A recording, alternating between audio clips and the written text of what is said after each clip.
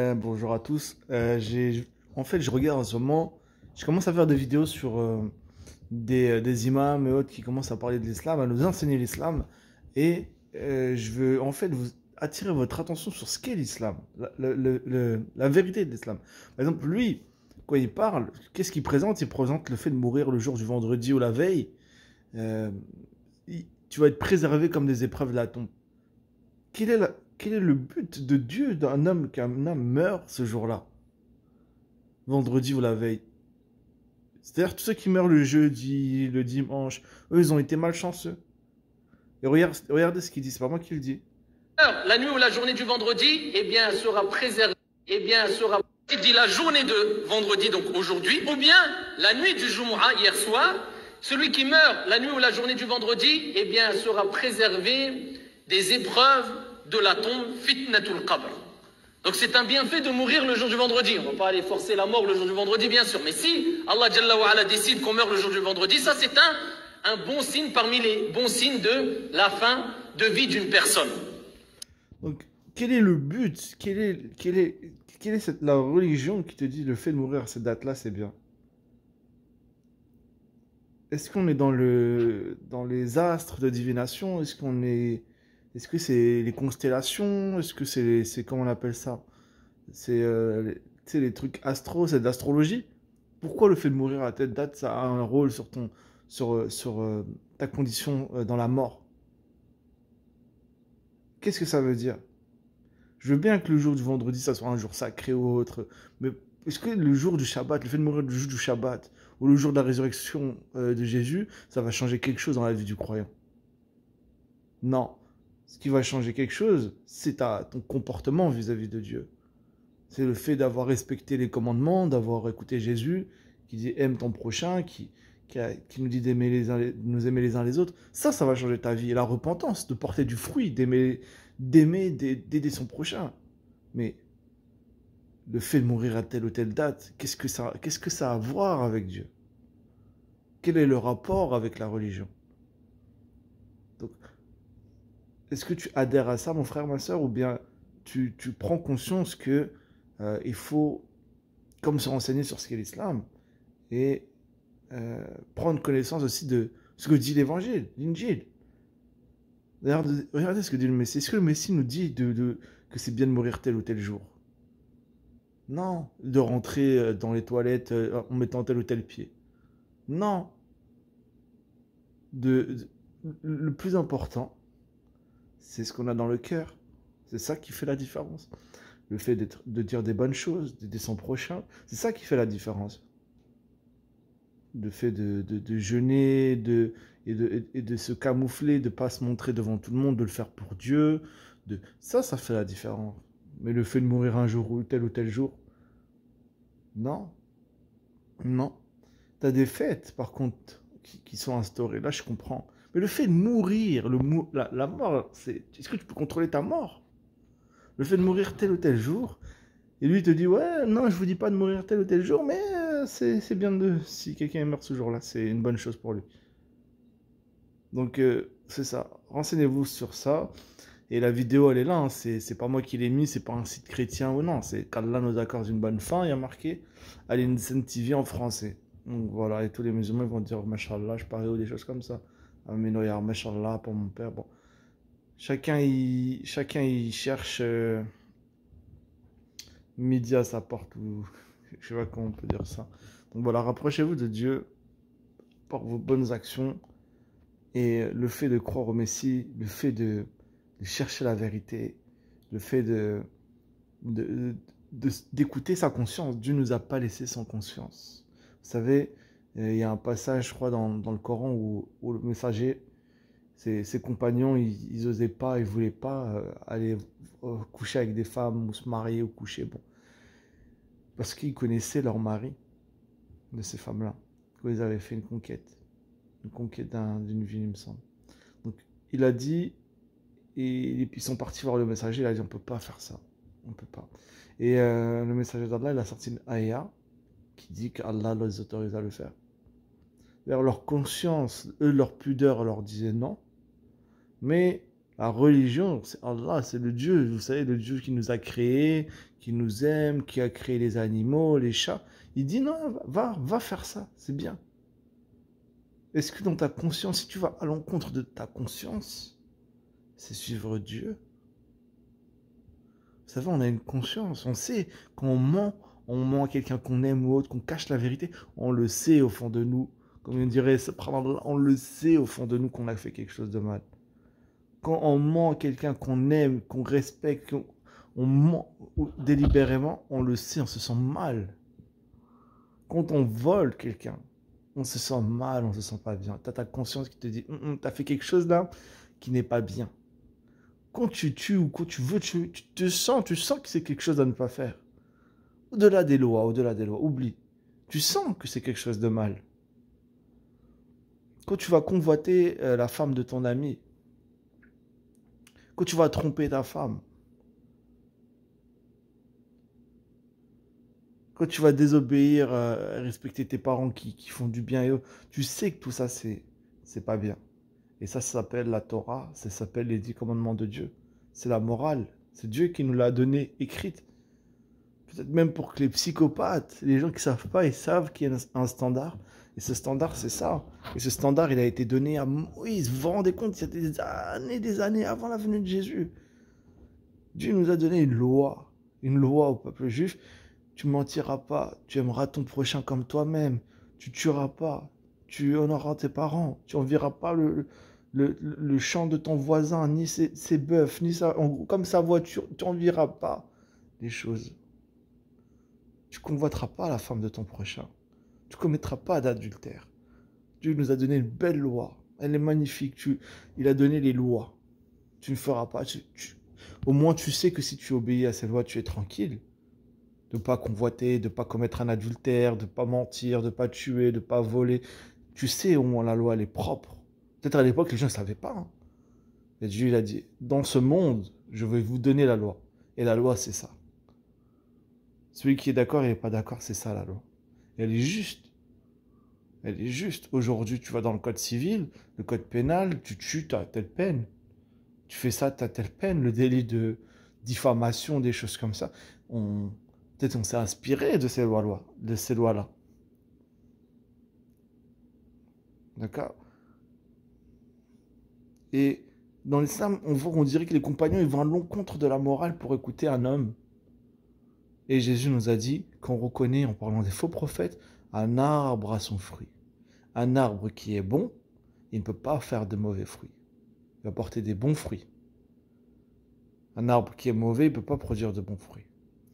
Quels sont les fruits de Mohammed? Quels sont les fruits qu'il a dit à ce moment-là? Dans le tafsir, c'est Tabari, c'est Qurtubi, c'est Ibn Kathir, il me semble aussi Ibn Kathir, qui confirme l'histoire. Ça veut dire quoi, mes frères et sœurs? Ça veut dire quoi? Ça veut dire d'aller à l'encontre de sa morale? C'est ça ce que ça veut dire?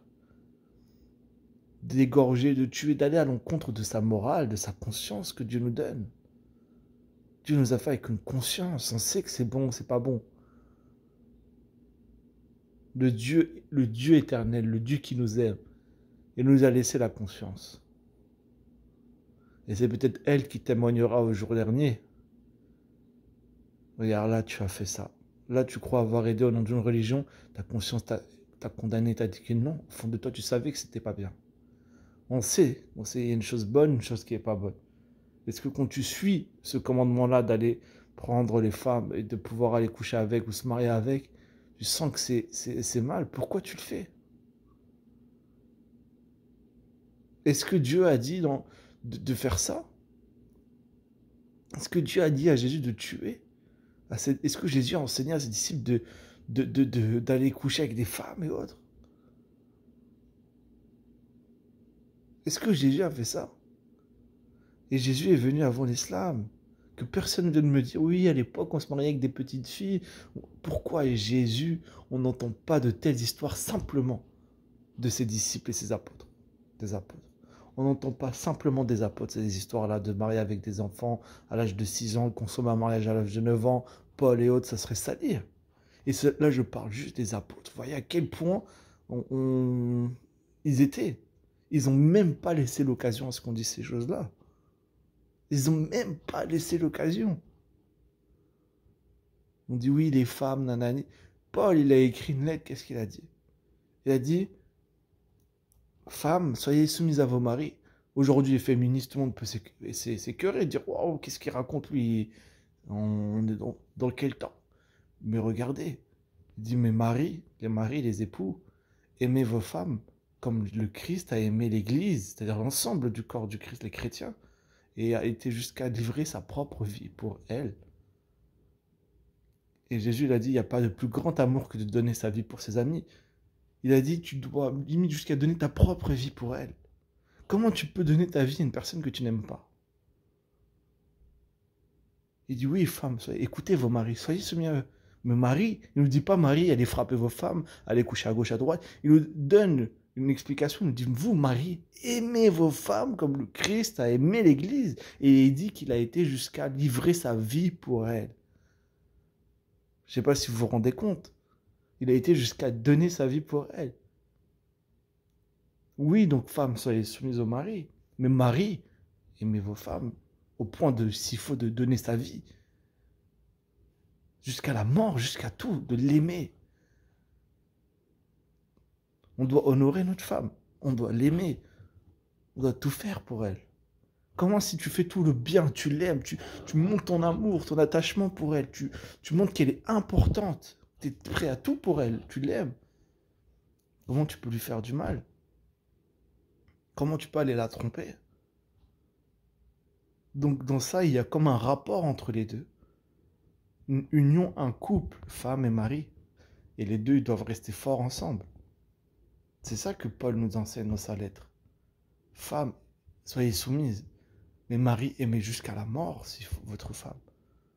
Jusqu'à même donner votre vie pour elle. Regardez tout ce qu'a fait le Messie pour nous. On nous dit que rien ne pourra nous séparer de l'amour de Dieu manifestant en Jésus-Christ, notre Seigneur.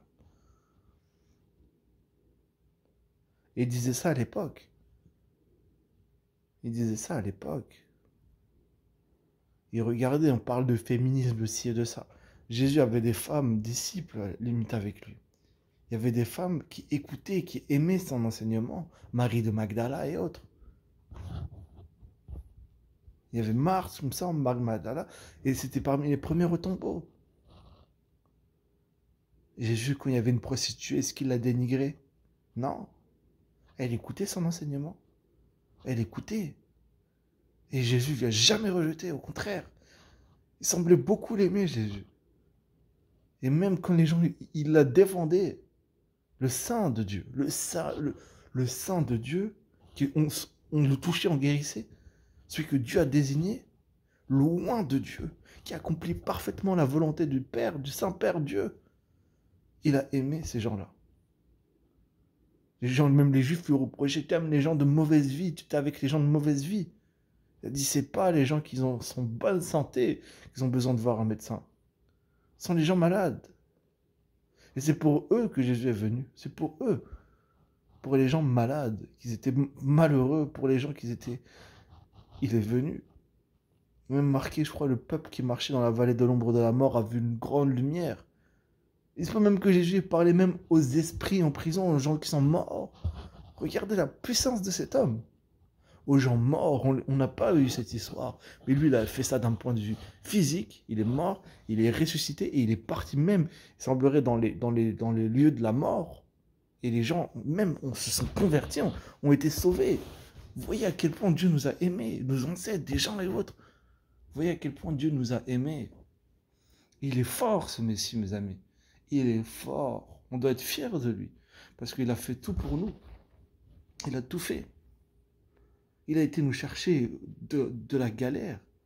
Il a dû voir Dieu. On se ramenait à la destruction, à l'enfer. On était mauvais. On ne pouvait pas aller dans le paradis de Dieu. Comment nous, qui avons des vêtements sales, on peut aller dans le lieu saint de Dieu? Comment nous, qui avons des vêtements sales, on peut aller dans le lieu saint de Dieu? On a péché, on a menti, on a regardé des femmes, on est mauvais au fond de nous. On peut regretter, oui, mais on est souillé. Comment le Saint de Dieu, le Saint-Père, il peut nous laisser rentrer dans son paradis, lui qui est pur? Il n'y a pas une once de ça. Comment on peut rentrer? Jésus-Christ, il a été nous chercher. Il a dit, produisez du fruit digne de repentance. Aimez-vous les uns les autres. Aime Dieu comme toi-même. Et aime ce commandement semblable, aime ton prochain comme toi-même. Aime Dieu, pardon, et aime ton prochain comme toi-même. Tu dois l'aimer de tout ton cœur, ton âme, toute ta force, de toute ton intelligence, peut-être même de toute ta créativité. Utilise tout. Aime Dieu et tu aimes ton prochain comme toi-même. Et il te dit de là, c'est tous les commandements. T'obéis à ça, t'obéis à tous les commandements. En effet, quand tu aimes Dieu et que tu aimes ton prochain, tu as accompli la loi. Quand tu aimes ton prochain, tu ne vas pas lui faire de mal. Quand tu aimes Dieu, que tu respectes Dieu, tu ne veux pas mentir, tu ne veux pas faire de mauvaises choses, tu aimes Dieu. Et il a eu raison, ça résume toute la loi. D'aimer Dieu et d'aimer son prochain, c'est tout. Voilà, donc moi je vous invite, mes frères et sœurs, à vous intéresser à la religion, sincèrement, à l'islam. Moi je vois des amis, des fois des gens et autres, qui pensent avoir une partielle de vérité dans l'islam. Il n'y a pas de partielle de vérité, mon frère, ma sœur, dans l'islam. Il n'y a pas de partielle de vérité. Comment Dieu, le Dieu saint qui est censé amener une révélation à la fin, ne ramène pas un livre complet? Le Coran, bien qu'on vous dise l'inverse, le Coran est incomplet, mes frères et sœurs. Même Aïcha le dit elle-même. Le verset d'allaitement et la lapidation, il a été révélé et une chèvre l'a mangé. Dire qu'il n'est même pas dans le Coran actuel. Que quelqu'un me montre le verset de la lapidation et celui de l'allaitement des adultes. On peut se regarder ce verset, chercher ce qu'il contenait, vous allez peut-être être très surpris. Peut-être même envie de vomir. Le verset de l'allaitement des adultes. Ça, c'est un sacré épisode. Comment vous pouvez dire qu'il y a une partielle de vérité là-dedans? Est-ce que le Coran, c'est... Pourquoi on appelle ça le Coran? Et pourquoi pas l'évangile selon Djibril? Parce qu'en effet, Mohammed, il n'a jamais parlé et Dieu ne lui a jamais parlé. Dieu ne lui a jamais parlé à cet homme-là. Il y a eu une entité qui s'est présentée. C'est Waraka, c'est l'oncle de Khadija qui lui a dit ça. C'est Djibril, il lui a dit ça. Quelque temps après, il est mort. Comment ça? Que cette entité l'a oppressé, lui a dit lis, Mohammed, il voulait fuir. Il voulait fuir cet endroit, il n'était pas bien. On sentait qu'il était comme mal à l'aise. Pourtant qu'on voit que Gabriel, l'ange Gabriel s'est présenté à Marie. On voit qu'une histoire est totalement différente. Marie semblait dans la pleine confiance, pas de problème. Il lui a fait une salutation du futur, mon frère, ma soeur. Il lui a dit Wassalam alaikum, et il lui a fait une salutation de malade. Le Seigneur, il est avec toi, salut sur toi en arabe. Ou en hébreu, ça devait être incroyable, le salut est avec toi. Et ton enfant, tu enfanteras, etc. Une belle bénédiction. Elle l'a entendu l'ange, elle lui a dit mais qu'est-ce que me vaut l'honneur d'une telle salutation? Que me vaut l'honneur d'une telle salutation? Il lui dit tu vas avoir un fils. Et il sera appelé fils du Très-Haut. Il sera grand, il sera assis. Et qu'est-ce qu'elle a dit, Marie, après avoir entendu tout cela? Elle a dit qu'il me soit fait selon ta parole. Pourquoi Mohamed il a fui là? Il a été jusqu'à Khadija, il lui a dit couvre-moi, couvre-moi, couvre-moi.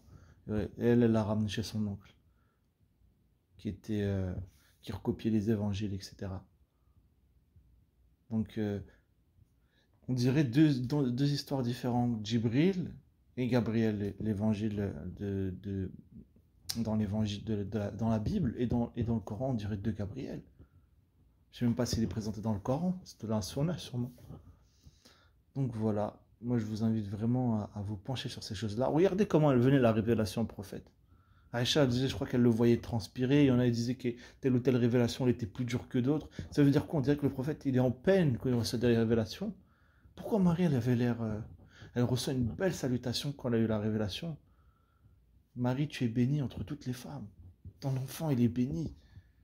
Tu vas avoir un enfant. Elle dit, comment je peux avoir un enfant? Moi, j'ai pas de mari. Il explique ça à l'ange. Et l'ange, il savait très bien. Il a dit, hey, t'inquiète pas, par la vertu du Saint-Esprit, tu enfanteras un enfant. Il sera béni, il sera appelé fils du Très-Haut. Elle a dit, je suis la servante. Elle a dit, qu'il me soit fait selon ce que tu me dis, selon tes mots.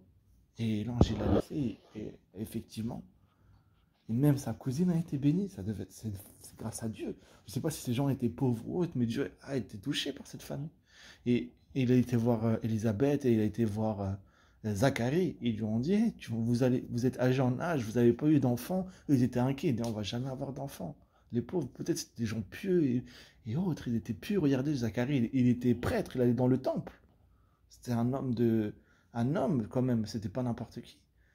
Et sûrement, ils étaient pauvres aussi, cette famille. Moi, je pense qu'ils étaient pauvres, je sais pas, peut-être qu'ils étaient très riches.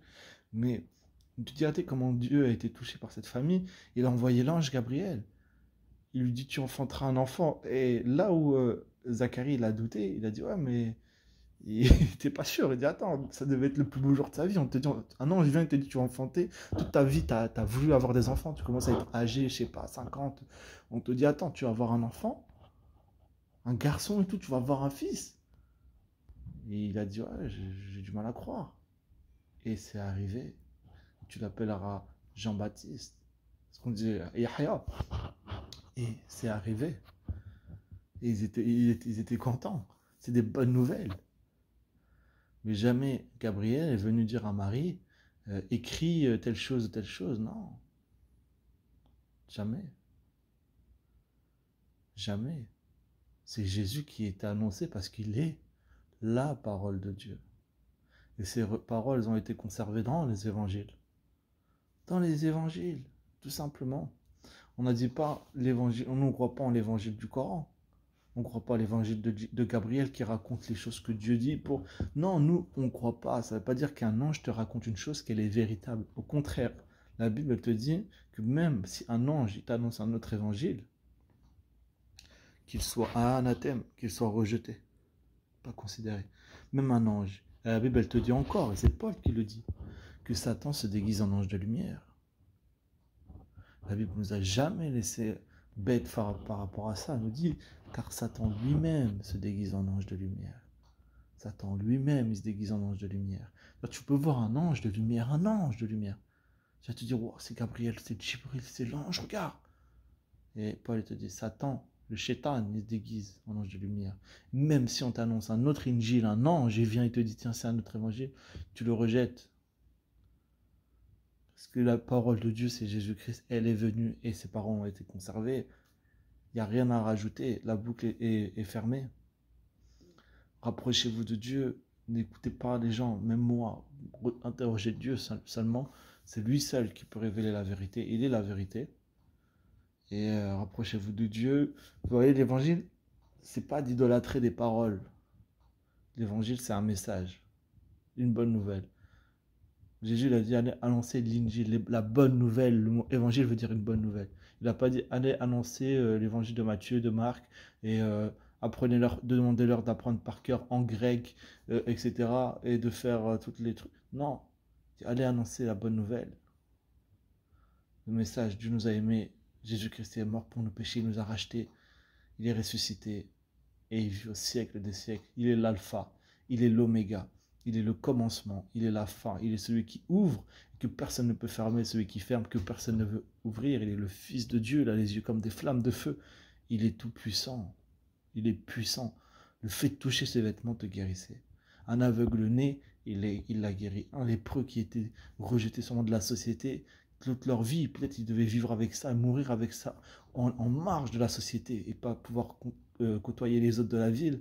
Jésus les a guéris. Vous voyez à quel point des gens, ils allaient dans une ville pour se montrer au souverain sacrificateur comme leur avait demandé Jésus. Je crois qu'il leur a dit allez vous montrer ou aller dans telle ville, je ne sais plus pourquoi. Et pendant qu'ils y allaient, il y en a un qui a cramé. Il a dit waouh, je sens qu'il y a quelque chose qui s'est passé. Ils se regardent les uns les autres ou il se regarde lui-même. Il voit qu'il a été guéri. Il va jusqu'à voir le fils de David, Jésus, et il se met à genoux et lui dit je te remercie. Il sait d'où ce qu'il a sorti. De cet homme, peut-être qu'il ne voyait jamais sa famille, qu'il était trop contagieux, qu'il était rejeté par tous. Cet homme, de toute sa vie, il a été guéri en un instant par le Fils de Dieu, Jésus. Il est parti le voir, lui, il n'a pas dit oui, c'est un faux semblant, ces trucs. C'est juste un message. Il s'est mis à genoux devant lui. Et il lui a dit merci. Quel miracle Mohammed a fait? Est-ce que Mohammed il a guéri la vue des aveugles? Est-ce qu'il a guéri les malades? Ou est-ce que Mohammed s'est marié avec, je sais pas, 11 femmes, etc. Et il s'est marié avec Aïcha, une petite fille et autres, et qu'il est mort empoisonné en mangeant du poison, en mangeant à table, etc. bien et tout. C'est ça, c'est quoi la différence entre les deux?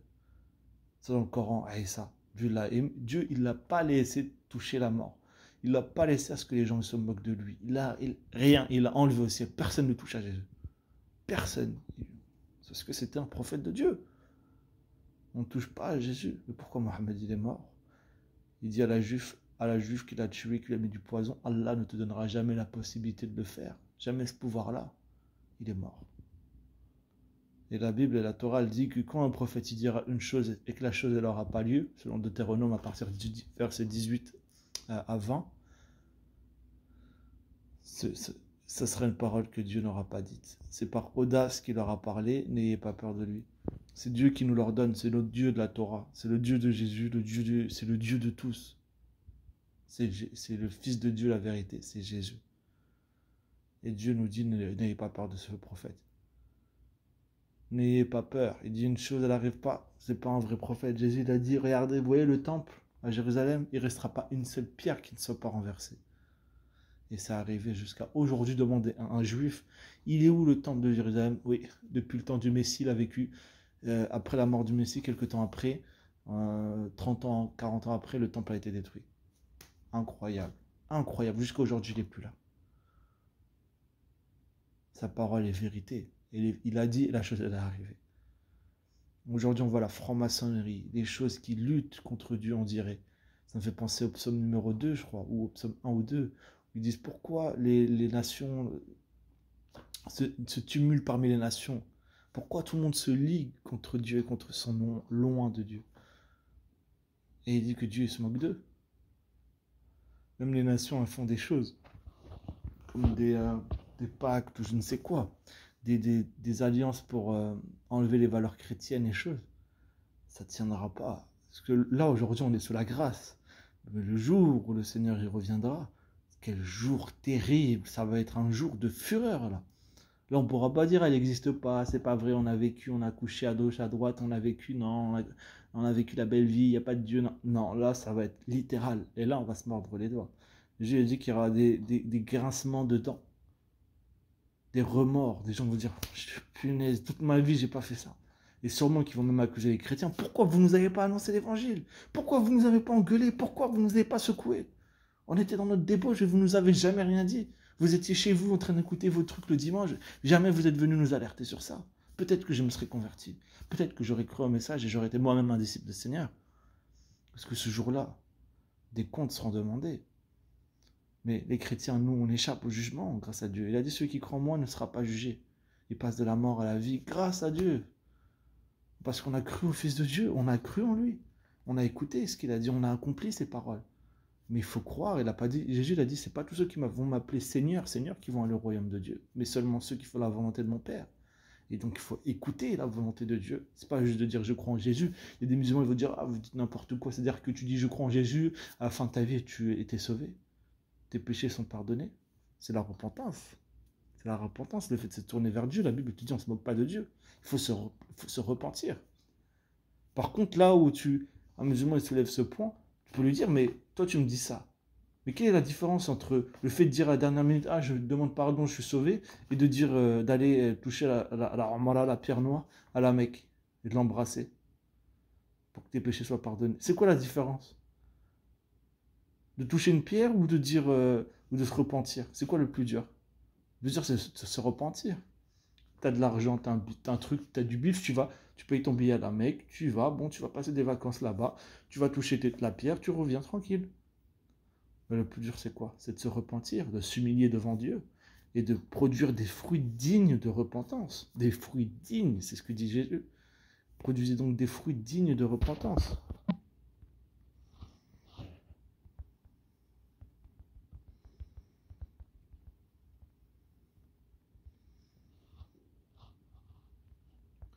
Regardez, produisez donc des fruits dignes de la repentance.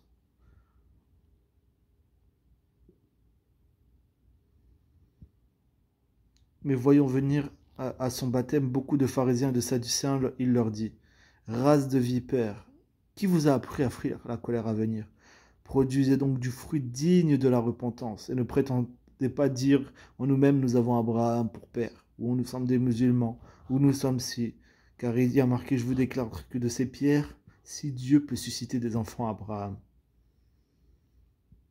Il dit, tout arbre qui ne produit pas des bons fruits, on va le jeter au feu.